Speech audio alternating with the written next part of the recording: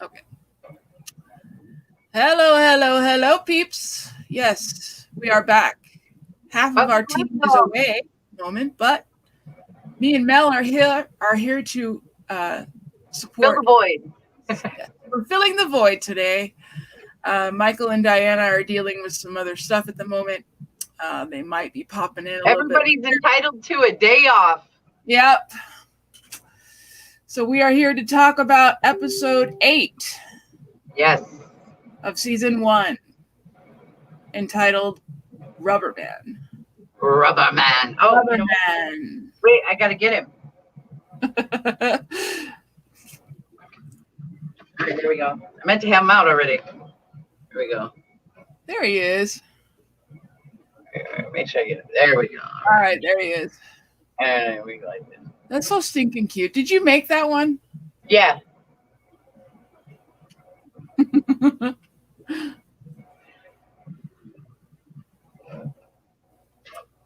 And we all right, a lot crammed into this episode, just like last episode. Crammed into this entire season because they don't mess around. True. Hey, Miss Debbie.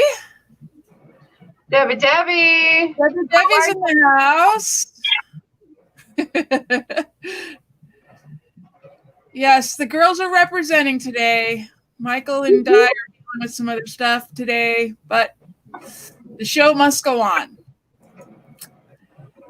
So here we are. So anyway, the nice thing is that Ryan wrote this episode. Yeah, he wrote this one. And as far as director, pronounce it again. Pronounce it. Come on. Oh, you're gonna make me say it again? All right.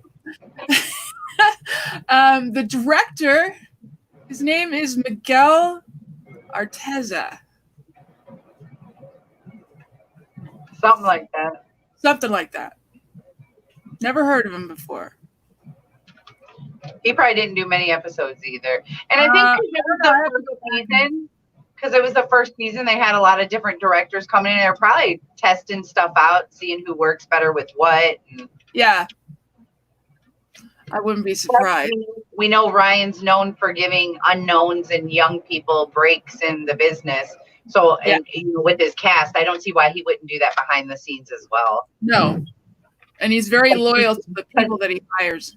Right. And because he's so heavily involved behind the scenes, whereas a lot of people who are show creators aren't necessarily as involved. Right. Mm-hmm. So we are dealing with, basically we're going back 6 months in this episode. We're going back to when they were first moving into the house. Right.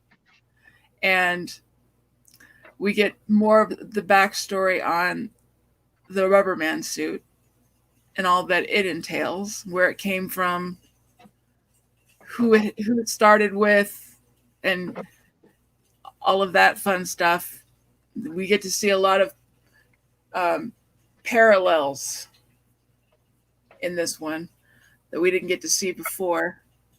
So they go back to basically I guess we can call it the rape now, because that's what it is. Right. Because they were setting that whole thing up, and you basically, the nice thing is that you got to see Ben walking up the stairs because he's sleepwalking during all of this stuff. Right. While all this stuff with Vivian is going on upstairs. And then you see Ben walking up the stairs, and you see the Rubber Man walking right next to him in the hallway. Yeah. So that was a very and then he goes and sits in the bed, and Vivian's laying on her side facing away from him, and she looks like disgusted and like violated, but she's like, she says, "I love you," and just very monotone, kind of no emotion. Yeah. And then he says, "I love you too," but he's like still zombie, like zoned out. Yeah. It was creepy. That was the whole, because the house started everything pretty much right after they moved in. Well, and you have to think in that moment what's going through her mind, because she thinks this was her husband. Well, yeah. So, so she's thinking my husband just violated me, or like, and I could see how, as a woman, or not even just a woman, as a partner, I guess in general, how you would feel like violated, but you would also feel like, did I let that happen? Was that supposed to happen? Was that okay? Because it's your Yeah. spouse, it's your Mm-hmm. significant other. And if And it's not full on like beat you up and you obvious rape, but when it's forceful and it's different, it's like, wait, what's happening? right. So I it's And crazy. then I know that's the creepy part of the whole thing. And then Yeah. the next scene um, we get to hear Nora crying. You don't actually get to see her yet because the room is dark, Right. You hear her though. but you hear her. She's just because she's walking around and she's confused. And this we had just finished talking about this. How does she not realize that she's dead? How Yeah, long I has don't she I been in don't this? understand that. She's been there the longest out of everybody. How did she just suddenly wake up and now she realizes? I know they all go through moments of this, but once they realize they're dead, they know they're dead. And then also, but I guess that begs the question, because I know we're not there yet, but we'll get to the scene with Hayden and Hugo is Constance's husband that she Mm-hmm. shot and killed when he was messing with Moira. And this Yeah, this is like the only other time you see him basically. And I don't I do you notice, like, she because she's Hayden's narrating. It's not like she's actually talking, so it's like, but they're showing what happened. And yeah, she talks about how, because she's telling Nora about how we find ways to cope and to deal with this. As she's explaining to Nora, she's dead. yeah, And Hugo, she stabs him to death after they have sex, and she feels this release, like, orgasmic. yeah. But it And then, doesn't last. he gets up, right? And then he gets up and he says, "Hey, you want a sandwich?" Like, it's like She he doesn't wasn't even even gonna. realize she did it. Like, it reset. So I don't understand again what rules apply to which ghosts, or I if you die know. in a certain, That's maybe if you always die in a certain. interesting because I sit here and I wonder. She's been the one that's been in the house the longest. How could she Right. not realize that she's dead after all this? She's like the mother of the house and everything else. She had to. It doesn't make sense to me. It's just one more thing that I think they didn't think about when they started Yeah. thinking about the rules of the ghost. It was just kind of, let's play with it. Well, And yeah, and the thing is Murphy wrote this one. So to know that he didn't take the time to answer to us why Nora just suddenly just now knows she's just dead. now figuring it out. What is Right. with why are what is with this is not my furniture. It's so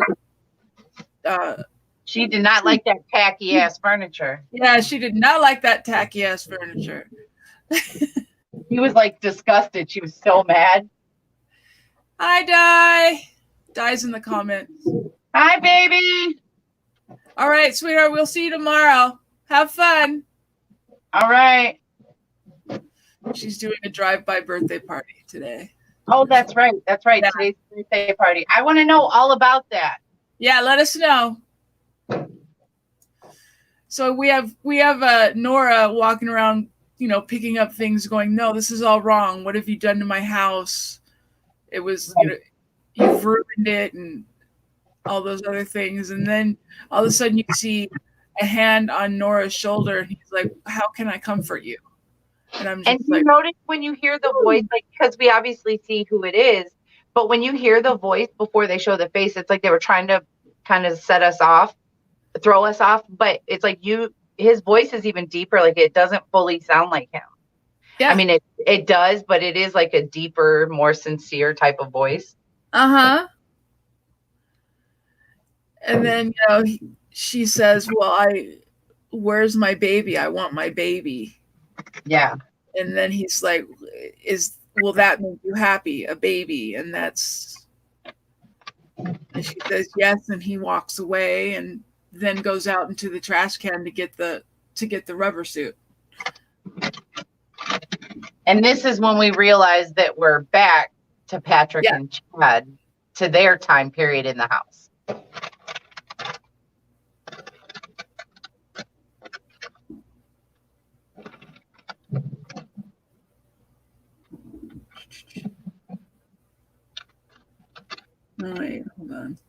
I'm reading a comment here. Buffy just brought something up. Let me see. Let me read it first.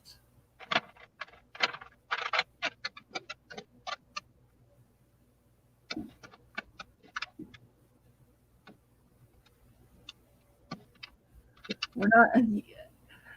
Yeah, we're not at the Black Dahlia episode. That's the next one. Yeah.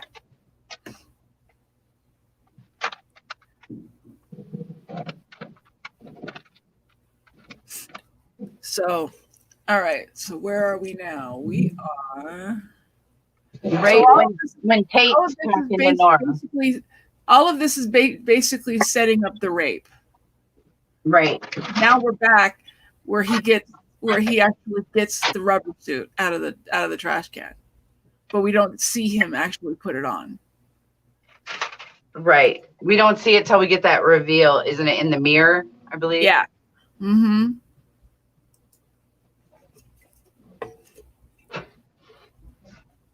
Yeah, this episode was all over the place. There was so much stuff crammed into it.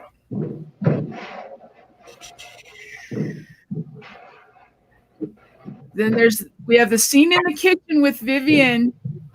There's Vivian, Mora, and Marcy in the kitchen, and she's trying to explain to them that she's not crazy, that she actually saw. Oh God, and Marcy again. Marcy and her perfect one-liners. I know. Don't you just love her? She says, I love Moira, her. Moira, get Mrs. Harmon some calming tea. I'm not crazy, Marcy. Don't talk to me like I'm crazy. Yeah. Well, because she was asking about Mr. Eskandarian and the fact that they haven't heard from him. Well, right. And this is when she tells them, that she finds the picture of Nora, and that's why we're getting the backstory on Nora and everything. Yeah. And she's realizing, and so, and I've seen her. She was actually here. She sat in the kitchen. She did this. And Marcy tells her maybe it was her granddaughter or great granddaughter or something. Yeah. And Moira, I forget what Moira says, but she basically says, I don't think you're crazy and blah, blah, blah. But then she sits down and has a talk with her without Marcy there. Yeah, that was a couple scenes later. But I love how Moira was like, I do believe that everybody has their very own doppelganger. Yeah. Yeah. So, and which is funny that Frances Conroy said it, because that role is being played by two people. So just the irony is kind of funny, Yeah. I thought that was actually pretty good. But we have this whole episode bounces back and forth between a lot of people because the ghosts are finally starting to drive Vivian crazy. Right. Because they basically want her out of the house. Yep. So that they can have more control.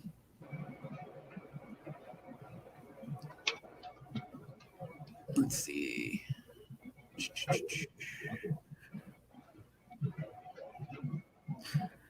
And we get more backstory with Chad and Patrick, because Chad is talking to his friend about the fact that Patrick is distant and he thinks that he's cheating. And Patrick was the one who ended up buying the rubber suit. Remember that? Right, because that's when they introduce that and they show us that he's the one who got it. He goes to the S&M shop, talks to the guy, and the guy finally, talks him into buying something. He's like, well, how about a muzzle? And, he says, I talk too much, because the guy explains to him that, well, maybe your husband, you likes, submissive or this or that. And so he says, well, here, I got something better for you, because he wants a starter item. And that's when he gives him the suit. And I like when he throws at him later. He tells him, he says, for the record, I like leather, not latex. Not latex. I know. Burn. The latex was hot. The leather would have been heavy and hot. Yeah. I can honestly say though, I'm not a big fan of Patrick. Yeah. Hmm. I'm not that big a fan of either of them, really. I know. I mean, they're entertaining characters to watch, but I wouldn't hang out with them. No. Because then we find out that he's been talking to someone, Jungle Jim. What is the number that it was? Jungle Jim 24 or something? Yeah. 54? I don't know. I don't think it matters. 3224 or something like that, or along those lines. And he's like, well, just for the record, talking to someone online is not cheating. Well, that depends on how you look at it. No, he didn't say talking to someone online. Oh, I know what he said. What did he say? He said beating off or jerking off to someone online is not cheating. Yeah. Mm-hmm. It's like, well, that depends on how you look at it. Relationship, plain and simple, depends on your relationship. That's why you set boundaries and you put your guidelines down when you first start dating. Yep, that's true. So he's worried. He's worried that Patrick is cheating, and then his friend basically says, "Well, you're going to have to bite the bullet and start to show some interest. If that's what he's interested in, you're going to have to do that yourself." Right. She talks him into going and trying something, and that's when he decides to buy the suit. And then basically he said, and the salesperson was actually good because he's like, well, and if it turns out he doesn't like it, you can always wear it for Halloween. And then he didn't say we'll give you a refund or anything because they don't return that shit. No, once you wear it, it's yours. He said you could use it for Halloween. He said, I do love Halloween, or Halloween is right around the corner. Oh, thank you, Miss Deb. She's like, who is Jungle Jim 4322 at yahoo.com? Thank you. There we go, 4322. Debbie, have you actually checked it out? Have you checked it?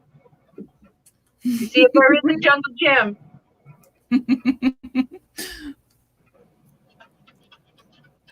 Yeah. I actually like this episode, and I watched it like twice. I could go back and watch it again because there's just so much stuff in here. Because the ghosts are driving Vivian crazy. She thinks she's losing her mind. Because Hayden is she's a piece of work in this episode. Oh my God. Yes, you wanted to slap that bitch so bad. She just starts messing with Moira. She starts breaking dishes, telling Moira to clean that shit up. I'm like, oh, hell no. You died in this house. You're stuck here, but this ain't your damn house. That's not your maid. You aren't the employer here. Like, regardless, like, who died and made your boss? Right. Who died and made your boss, woman? Because that's what I'm saying. Like, you're dead, but there's still roles here that don't change because you died. Yeah. But she does make it really interesting, though, because she torments Vivian like crazy. Yeah, she does. She really does. And then it doesn't help that Violet is basically lying. Oh. I'm not a fan of Violet because her character was not well written at all. She's just a whiny teenager. It's like, oh, just shut up already. Right. And I know we were talking about this earlier. Did we totally miss the whole reveal with Violet? I don't think so, though. I think she just knows that they're dead and that there's ghosts in the house. She doesn't know yet that she's dead. Because that was bothering me. I was like, wait, did we miss something? No, because when they do that later. Yeah, they do that later. Yeah, they do that later. Okay. Because I know that the whole thing in the kitchen with Vivian and Moira is when Moira talks to Vivian about the story about the yellow wallpaper. Yeah. I actually read that story. It's a good story. Yeah, it's a short story. It's not like an entire book, but it's a really good story. So when they brought it up, I'm like, I remember that story. Because that story was about the doctor basically causing his wife to go crazy because he locked her up in a room, and she thought that there were. It was because it was like, wasn't she sick, or it was a test? It was an experiment he was doing or No, something. she was dealing with like a mental break or something like that. So she was sick and dealing with that. So he basically locked her upstairs, and she was feeling trapped. And then she thought that there was people in the wallpaper. So she was trying to release them by peeling the wallpaper off. That's right. Yeah. And the whole thing to her was, I've finally been able to escape from here. Now, you know what I love with American Horror Story is that we get, our general story, whatever that season is about, whatever, you get that story. And then obviously, because it's American Horror Story, Ryan throws in American things, real life history things.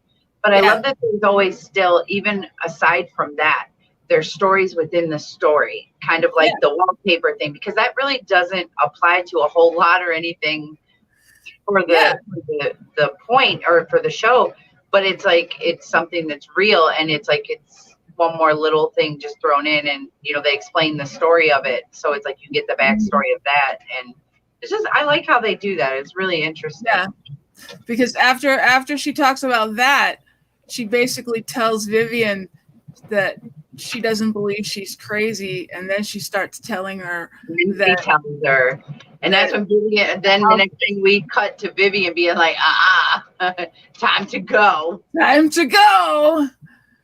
Violet, let's go now. Yep. And they get to the car. They get to the car, and then you get to see the some more of the ghost compliments of Hayden. No, that was the intruders. The intruders, yeah. But I think the intruders are basically, they're kind of like hanging around the house, I think, because otherwise, why would they still be there? Because after they scare the two of them back into the house, you see Hayden standing in the yard, and she's got this like devious look on her face. Yeah, she's all proud because she just scared the shit out of both of them. And that's the thing is, like, suddenly Hayden thinks she's running the fucking ship here. Like you said, she's the boss. She's suddenly the one coordinating all the fun, because obviously these ghosts do shit, but like it's like she suddenly like instigated everybody. Yeah, it's like which is the type of person she was in life anyway. So it's like whatever floats your boat, woman. Yes, and then we have the whole scene with Ben going, I can't believe you were going to take my daughter out of state, and all this other crap. And he's like, I have a right to see my daughter and those babies. Or did he say babies or twins? I don't know, but he referred to the twins. He said babies. And he said that, I'll go to court if I have to. You can't, do all this stuff. And then he has Violet. And of course, we have Tate and Violet upstairs. They just did the deed. Right. So now Violet is no longer a virgin anymore. But does it count? Does it count? That's the question. I don't think so. Personally, is that just a different level of virginity that is taken? Like there's two different kinds. The live kind and the dead kind. Sounds so messed up though, doesn't it? I promise I am not into necrophilia, people. Yep. Not in any way, shape, or form. Right. And then Ben calls her downstairs, and then she lies to her dad about what happened, because Tate's like, no, don't don't say anything because they'll take you away from here. You'll have to leave and all that other stuff. And so she lies and right. Then you see the look on Vivian's face. Vivian's like, a fucking fucking complete and utter like disgust and disappointment. Like, did my child just do that? Did my child really just do that? But the other scene I liked was when she called Marcy back, and she's like, "You could have told me this over the phone." Remember that? Just so she gets her back into the house just so she can get her gun. Right. I was like, oh, that was a good move. I have to kind of give Connie Britton some props because she actually did some really good stuff, even though I'm not very fond of her character. Because all she does is whine about the fact that she's pregnant. I don't mind the character. I'm just not a big Connie Britton fan. So now she has the gun, and then you have her going upstairs because Ben, pissed off in the fact that she tried to take Violet out of state, says, "That's it. I'm sleeping. I'm staying here. I'm sleeping in my office." And she's like, "I don't need your protection." And it's not. I'm not doing it for you. I'm doing it for my daughter. She lives here too. And so then the next scene you have her upstairs getting ready for bed. She's, and then later on you have there's Mike. Hey, honey. Hi. So what's up? How's it going? Hey, babe. All right. So you decided to join, huh? Yeah, popping in, saying hey. Hey. We are at the point we're talking about where after Moira told Vivian about the ghost in the house and she leaves, and then afterwards when Violet doesn't want to have to leave, so she tells them, Vivian's crazy and everything.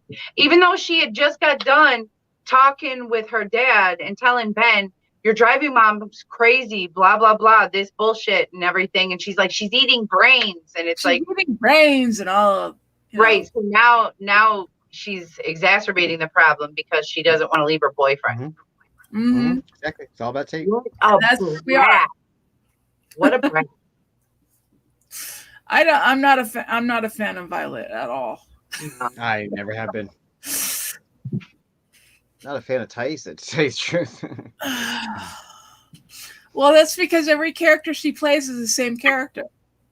Yeah, she doesn't have the acting chops that the rest of them do. Sorry, but she's nothing. I don't know her as a person, so I wouldn't say anything against her, of course. But she's not as talented. Yeah.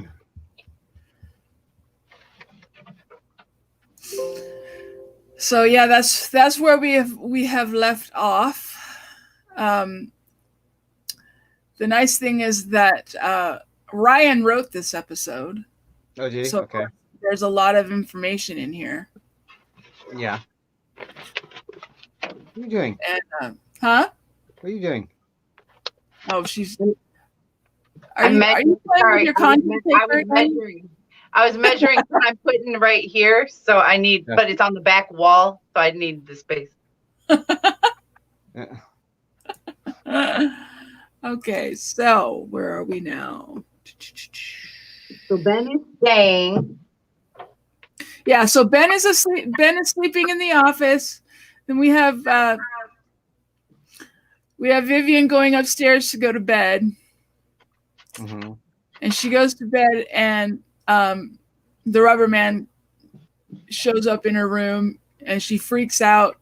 She ends up having the gun, and she shoots Ben, thinking it's the rubber man. Yep.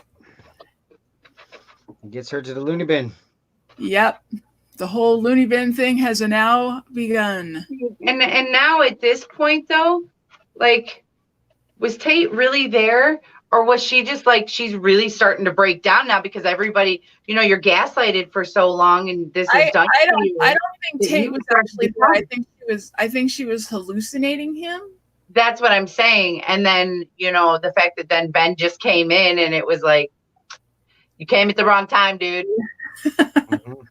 Yeah. Just stayed your ass in the office. And then you get to see the cops, and of course Luke comes running up the stairs. Of course. The knight in shining armor. Run, Luke, run. Run, Luke, run. Yes, and then Ben was like, "What are you doing here? Why are you here?" And if you really must know what happened, she shot me, and so on and so forth. And what are you doing here? I'm the security guard you hired to watch your house and to be here when shit goes down. He just knows that he ain't got what he got. Jealous much? Yeah, so we're dealing with all of that, and then Vivian is upstairs because Ben gave her a Valium, and now she's out for the count. Right, and that's when they have some really fun dreams. Yeah, that's when the real fun starts, because that's when Hayden wakes her up. Right. By screaming at her, like stumbling and shit. Yeah, and that's when Tate comes in the rubber suit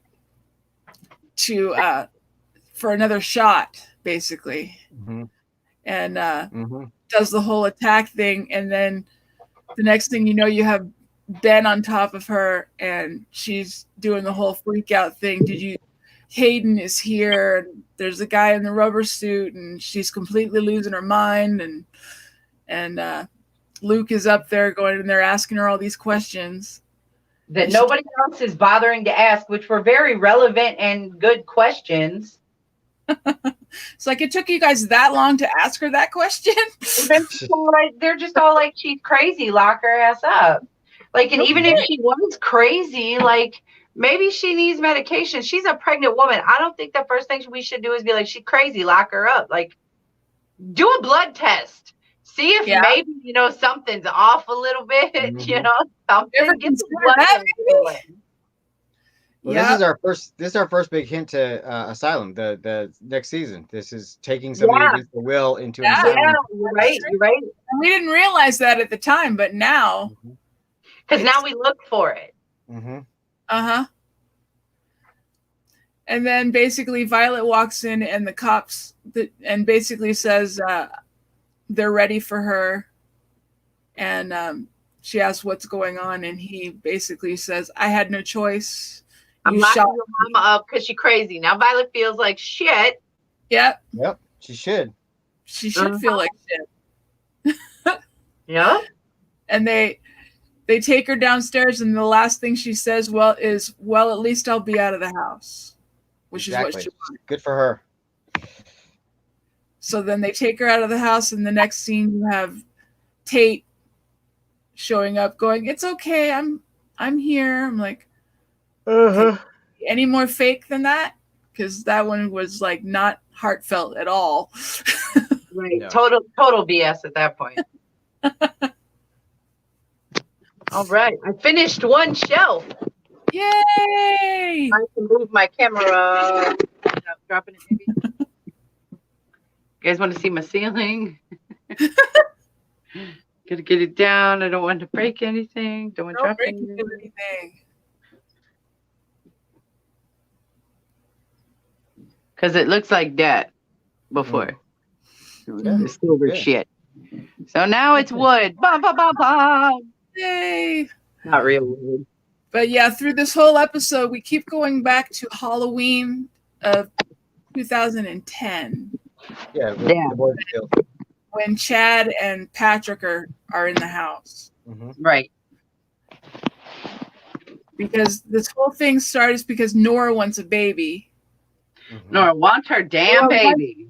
Nora wants her damn baby, and all she's doing is crying and carrying on all over the house, driving everybody crazy. And I just want to know how often she forgets who she is and that she died and all that. Like, does it happen regularly? Like, just curious. Well, see, yeah, this because is we were interesting too discussing because that. this is interesting because it falls in line with Tate as well. Because is when we opened this season, Tate Yeah, totally doesn't because remember who he is. like But we now we're were giving a saying flashback to about the boys, and Tate the beach. obviously knows who he is. Well, and you would think that Tate would know he was dead. Yeah. So I'm thinking, comes and goes. I don't know. is he covering it up, or Well, Nora obviously didn't know who she was. Maybe they go about their normal lives so much and for so long being stuck in that house, it just seems normal and you forget that you are dead because you can still interact with the living and everything else. It's possible. But we know they can also, another one of the rules, they can also only be seen if they want you to see them. Right. Yep. Which, if you go back and watch, that doesn't always apply. They're just seen regardless. No, it doesn't always apply. It's one of those things that I think you take it, you trust and believe. Take it with a grain of salt. Yep. It's like, okay, this is American Horror Story. This is how we're just gonna have to deal with it. Yeah, because I don't think they wrote it when they wrote it. They were like, well, shoot, Tate didn't remember here, and Tate remembers here, and it's all about scene specific. So yeah, because those are still basic character development issues, and generally, I mean, I could see that with like a secondary character, somebody who's not really developed, but for a main character, like those are main character developments that like you should have consistency with, and it just makes you feel like, do you have more than one writer working on this? Is the director putting in too much input? Are they cutting out too much? See, like I would know how much they cut out. We were talking about this earlier. The fact that Nora is the oldest ghost there. She's like been there the longest. How does she possibly? He built the house for her. She's dead. And how is that she doesn't realize what's going on? You know, she's freaking out because people are moving into the house and doesn't understand all this stuff. Where's her baby? And all that. It's like, how could you not realize you're dead? I would take it up as that's Nora's purgatory that she keeps cycling through this stuff. But with Tate, I would say Tate's pretending, but Tate's not pretending because I really believe that when he was faced with those teens, he didn't know who they were. But that would make sense, though. I like that you said that because that puts in the whole theory of the 9 circles of hell, because we said murder house is limbo.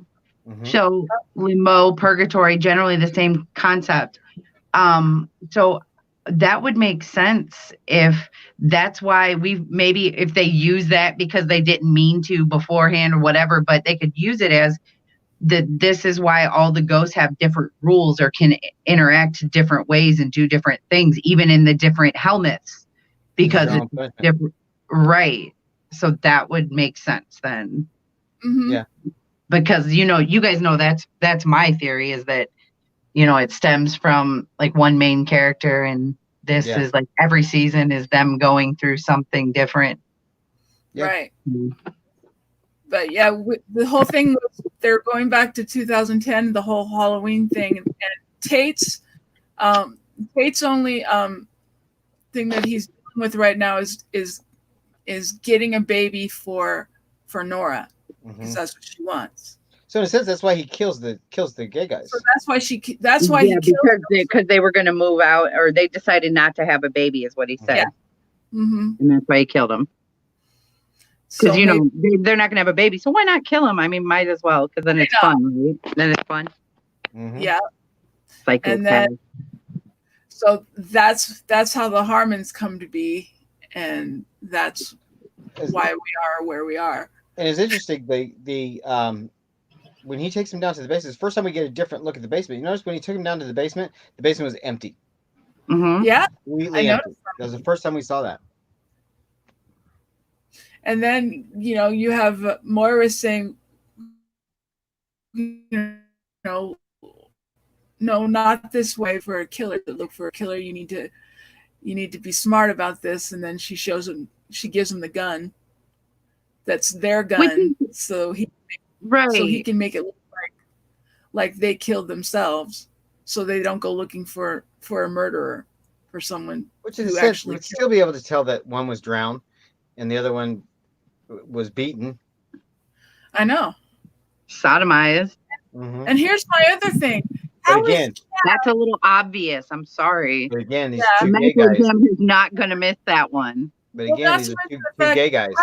how is Chad still alive? He had his neck snapped. Right. But yet when he's down in the basement, he's still alive. So I don't know. I know.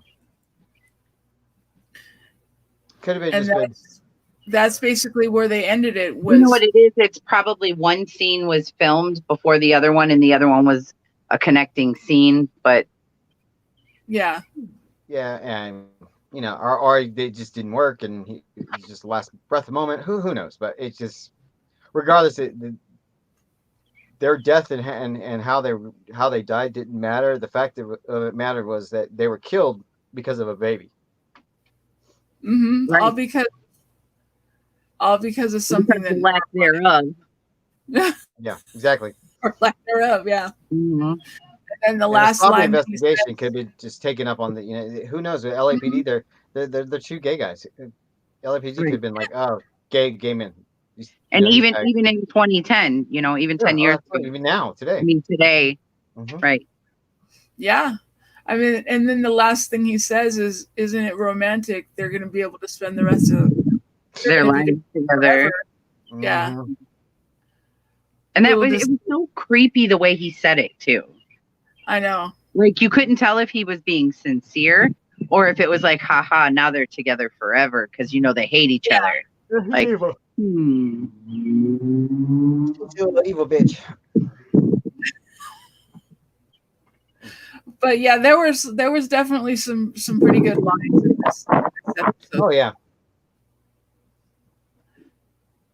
Because the whole Marcy and maybe he's a ghost too, with Eskandarian, because she doesn't realize that when he's did dead. Travis die? Travis isn't dead yet. Travis didn't die yet.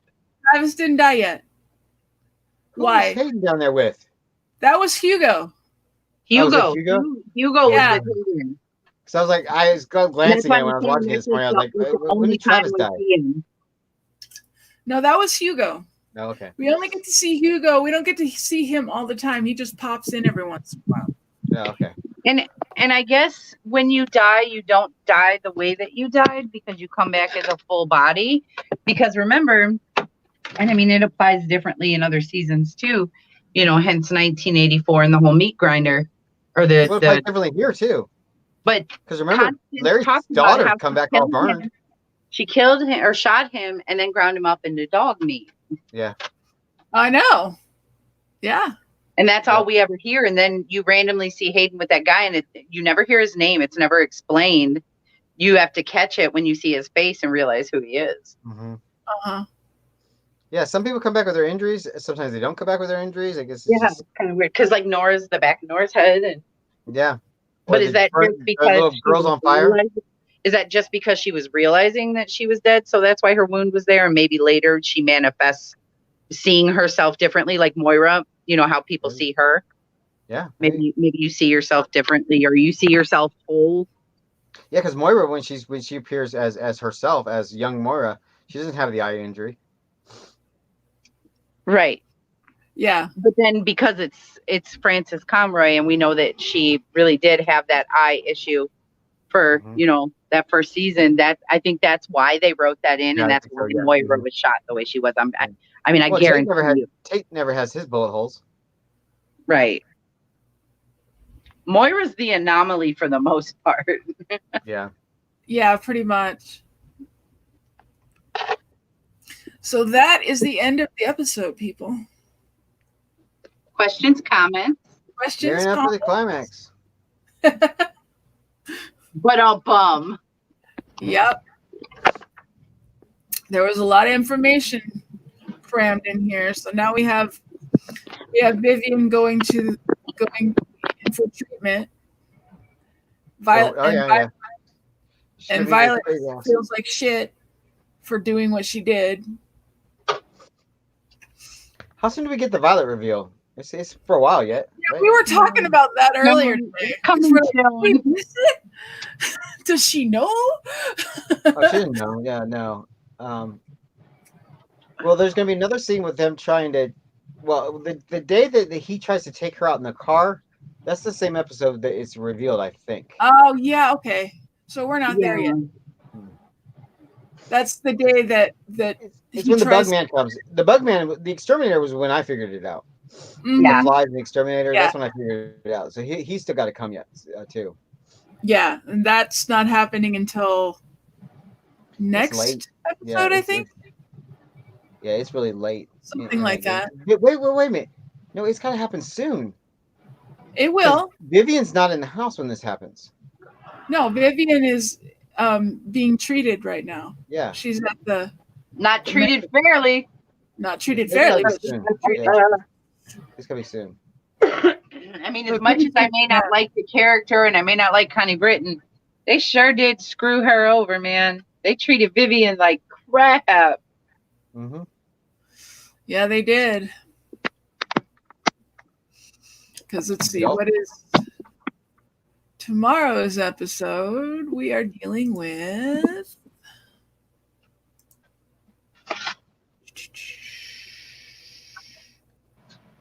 Spooky Little Girl. Who is that? That one is the one with the Black Dahlia. Oh, Yeah, God. Black Dahlia. I hate those episodes of American Horror Story. And the dentist is the one who lives at the house. Yeah. Yeah. It's like they every season we have 1 or 2, maybe 3 episodes where it just like goes in this random tangent on Well, something. it's because they want to include, American stories. Yeah. Yeah. It doesn't serve the main characters. It doesn't serve the main plot. Yeah. And we always had that every single season. It's very King. It's very Stephen Kingish. Yeah. Wanting to do that. Stephen King does it all the time in his writings. We'll be talking about one thing, and like 300 pages later, you realize, wait a minute, we're not back on topic yet. What the hell? that was during either his cocaine, alcohol fueled days, or that was during his Vicodin days after he was hit by that van. He'll tell you that. He says it in interviews. Oh, I know. He says it in interviews all the time. That's what those episodes remind me of. Is little King rants. It's like when the Anne Frank thing happens in Asylum. It's like, why are we going through this? It's never solved. It's never talked about. It doesn't affect anybody. Like, this is so freaking weird. Is this just so we can talk more about Arthur Arden? I mean, come on. So I don't know, but that happens every season. So I guess. Oh yeah, a couple times. Mm-hmm. All right, so thank you guys for coming out. We really appreciate it. Don't forget to hit the like button, subscribe, and hit the bell so you don't miss anything, because we will be here every day. I didn't even say hi to B. Hi, B. Sorry. Let's see, because who do we have here today? Debbie said Hugo is dog shit. Yeah. Dog shit, dog meat. He's dog shit now, isn't he? Hugo is. Yep. Who's all here? Who's all here? We got BRT. Debbie, Fortnite Cubs. Buffy is here, I believe, right? Yeah, Miss Buffy is here. Debbie is here. Di was here earlier. Yeah, she stopped in and said hi.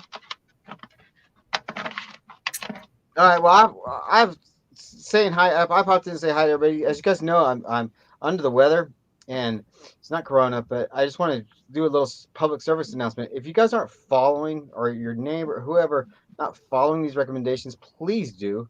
Those of us that are really high risk dealing with our other health issues, like myself, I know Debbie's really freaked out it's about not that. just old people. Exactly. It's like, for me, today would be a day where I would consider seeing my doctor, consider going into the hospital, and I'm not, because of the situation and because you don't want to take the chance to get in something. Yeah, and so so think bigger, think broader, for people. If you guys know people that are you're taking additional risks, because there's only one way we're going to stop this. One way to get a hold of this, and that's if everybody's just practicing what we're supposed to be practicing. Right. There's a Everybody's lot got of to people do out there it that together. are hurting, that have nothing to do with corona and can't be treated. And I know Debbie was talking about that this morning too. She's pretty freaked out being in such a high risk, category as well. So it's like it kind of got to me this morning that we should have had a better handle on this, and our there's more serious shit People going need on. to stop being selfish and take Yeah. it seriously. So Well, yeah, because otherwise it's gonna come back with a vengeance. Yeah. Or it's just gonna take longer. And people like me are not going to be treated for our regular crap that we'll be treated for. My mom they just found polyps on her thyroid and everything, and she can't even get in to get tests and stuff because it's so bad. Well, yeah, They just days surpassed before, over 1,000 cases in Wisconsin. Yeah, days before this all happened, I was in the middle of a series of tests because my meds weren't working. So I went into this mess with my meds not working. Yeah, that's not good. So it's like, but yeah, here we are, 100,000 cases later, because people aren't taking it seriously. Yep. And they need to take it seriously, or otherwise it's just. Like if we're sitting here doing this till freaking August, we're sitting here doing this till August. There's a reason why, this is happening. People, you're right, Mel. People are just being selfish on the whole thing. They are, and that's the hard part is that people they really are, and it's not just young people. I mean, don't get me wrong, there is, but it's older people too, and it's just people not taking it serious. Yeah. Yeah.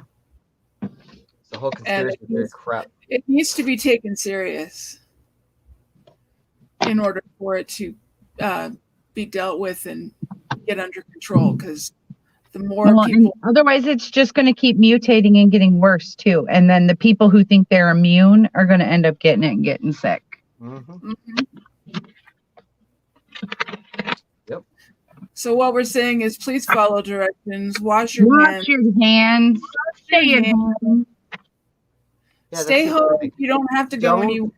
Take additional risks. Everybody is delivering, and they're delivering for free. So exactly. Take this opportunity to stay at home and do something. Yeah. Hell, I'm doing my bathroom. Yeah. Like first world problems versus real world problems. Yep. Yep. Very true. I mean, do you really need that Starbucks today? It costs too much damn money anyway, right? It's like people are trying to maintain their everyday normal life, when it's just like every single time you venture out and get close to another person, you're providing yourself additional risk. Every single time. So ask yourself, how many times do you need to do that? Well, that's like, like I was telling Dawn, Mike, I shared that video that I shared with you guys. I shared it on our Facebook page. And, I want people to watch it because it's funny. It is. It's funny, and it brings a little comedy to this, but at the same time, it's true, and we need to do it. And, we need to be caring about each other right now in this country, not just ourselves, because it's not just us even. It's the whole freaking world. Yep. This is bigger. This is bigger than a lot of people. This is bigger than, this is bigger than politics right now. And that says a lot. Mm-hmm. Yeah. Bigger than money. Bigger than these billion-dollar corporations are bleeding money. It's bigger than that. Yep. So I don't know. I just wanted to put that out there because today was a real eye opener for me. Because today, on any other normal day, I would probably be seeing my doctor today. Yeah. Yeah. And then, of course, all the thoughts went through your head. Oh my God, did I get it? Is this the early symptom? Well, yeah. Even I went through that because my whole body ached. My whole body hurts, and obviously, I'm literally like within the last few days starting to go back on meds after having the baby, and the one I haven't started yet is my nerve medication. And so it's like I was like, oh my God, am I getting corona? Like I have flu-like symptoms. I didn't have a dry cough or anything, so I was like, okay, maybe it's not that. I'm all right. Yeah. But yeah, you start to worry. You really do. Yep. But we will be back tomorrow. Yes, we will. Oh, today's one, in light of what's going on, I selected is, can't see it. That's Mana Pumphrey's wand. She is the school nurse, doctor, whatever. I brought her Nice. in for good health. Nice. Today. Nice. I like When I that. was That's really a sick good the idea. first time. I was really, really sick the first time. I used to bring this wand out all the time, and I used to sit there and watch TV and go like this. Shh. Give myself help. And hope you feel better. Yeah, I don't know. No, that's what's important. You know, That's people knock things that are holistic, but you know what? Faith is holistic. Yep. So I got her out today. Hope is holistic. So good. I love that wand. I like it. That's right. very, very poignant. Good Yes. choice. Yep. All right, everybody. Thank you so much for coming out. We will be back tomorrow, 3:00. And time to be great. Have a great rest of your day. Wash your hands. Practice social distancing. And try and see some happiness in this whole situation. I know it's difficult to do, but be kind to someone. Yes. And we will be back same time tomorrow. Same time, same place.